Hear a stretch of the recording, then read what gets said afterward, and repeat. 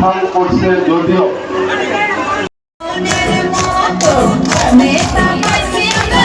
আমি মাননীয় মুখ্যমন্ত্ৰীকো এই কথাখিনি জনাম আৰু তেখেতে জানেও কৈছে যে এটা ব্যাপক পৰিৱৰ্তন আমি প্ৰতিটো অঞ্চলৰ আনিব পাৰিলে সামগ্ৰিকভাৱে আমাৰ ৰাজ্যখনৰ বিকাশ হ'ব, পৰিৱৰ্তন হ'ব।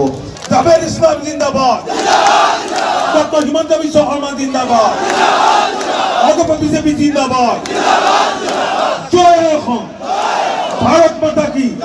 আজি অগণন লোকৰ এই সমাৱেশ দেখি অভিভূত হৈছোঁ আৰু আমি নিশ্চিত হৈছোঁ যে এই বৃহৎ অঞ্চলটোৰ ৰাইজে এই সমষ্টিত এইবাৰ জাভেদ ইছলামক বিধায়ক হিচাপে পাব বিচাৰে, কাৰণ তেওঁৰ পৰিয়ালৰো যথেষ্ট অৱদান আছে, দেউতাকো আছিল।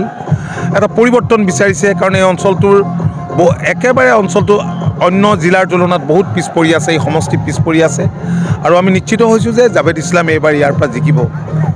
যেহেতু এইখন জিলা পিছ পৰি আছে, কেনেধৰণৰ উন্নয়ন কৰিব? চাওক, মাননীয় মুখ্যমন্ত্ৰী ডাঙৰীয়াৰ সবল নেতৃত্বত 5 বছৰত বহুত আগবাঢ়ি গৈছে আমাৰ ৰাজ্যখন। এইখন কিয় পিছ পৰি যাব লাগে, পিছ পৰি থাকিব লাগে? চৰকাৰৰ লগত থাকক, জনসাধাৰণক মুকলিমূৰীয়াকৈ যে আহ্বান জনাইছোঁ। ধন্যবাদ।